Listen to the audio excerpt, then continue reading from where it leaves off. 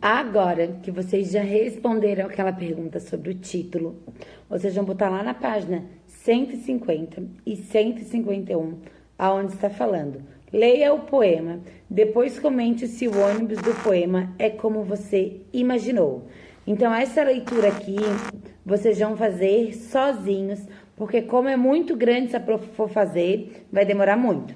Então, leiam. Após a leitura, vocês vão abrir lá na página 152 para responder as perguntas. Na número 2 está falando assim: com seus colegas, releia o poema em voz alta, seguindo a legenda. Como a gente não está na sala, se vocês quiserem, pode utilizar a mamãe, o papai, o irmão, a irmã, para estarem fazendo essa leitura. Se não, podem ler novamente sozinho, como está pedindo aqui. Daí, na número 3, está falando assim: escreva o que, na sua opinião, é o ônibus das pulgas. Para vocês, o que é o ônibus das pulgas? Ele fala sobre o quê? Sobre um carro, sobre um ônibus, sobre algum animal, sobre o que está falando? Sublinhe no poema os versos que levaram você a essa conclusão. Daí vocês vão lá no texto e vão sublinhar qual foi o verso que levou vocês a essa conclusão. De descobrir que se fala sobre um ônibus, sobre um carro, sobre um animal, sobre uma bicicleta. Número 4. Leia o verbete do dicionário. Sarna. Doença de pele que provoca muita coceira. A sarna é causada por um tipo de ácaro.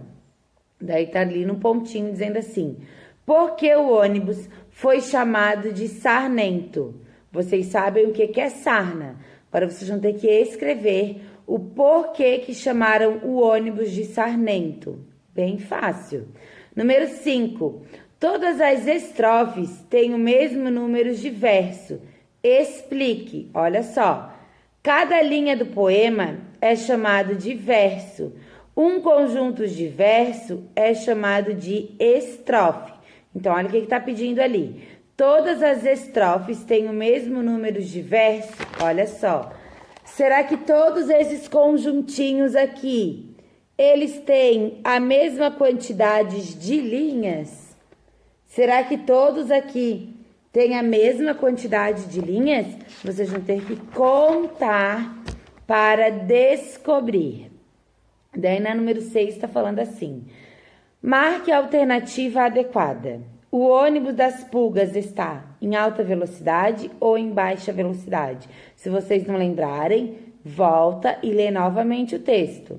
Daí, naquele pontinho, está falando assim: copie do poema um trecho que confirme a sua resposta. Vocês vão ter que copiar aqui aonde que está dizendo ali no poema que ele está ou em alta velocidade ou em baixa velocidade. Daí depois, lá na página 153, desculpa, a número 7 está falando assim: o que é em comum nas estrofes de 2 versos? O que tem de comum entre 2 estrofes? Volta lá no texto e compara o que 2 estrofes têm em comum. Daí ali embaixo está pedindo assim: marque as alternativas adequadas. Essa repetição ajuda a passar a ideia de: o cachorro está correndo, incomodado com a presença das pulgas. As pulgas estão em ônibus de verdade. As pulgas estão agitadas e nervosas, sendo jogadas de um lado para o outro. O cachorro está tranquilo com a presença das pulgas. Então, para responder a número 7, vocês vão ter que ver novamente o poema, combinado?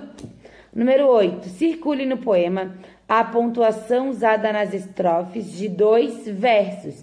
De 2 versos, onde tem somente 2 linhas. Vocês vão circular. Ó.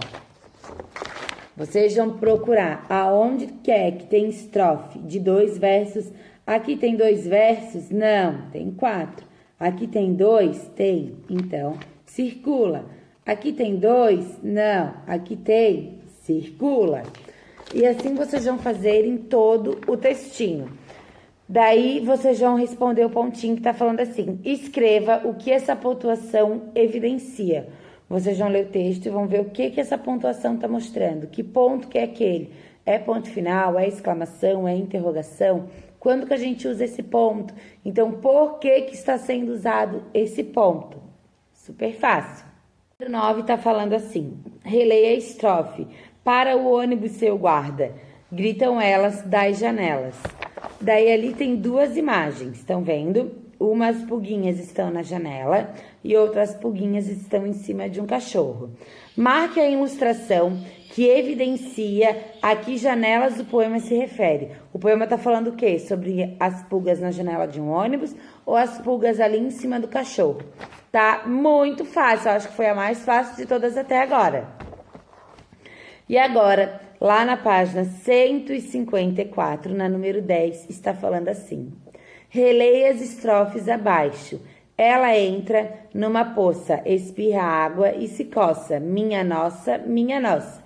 E daí ali tem aquela imagem. Sublinhe nessa estrofe as palavras que rimam.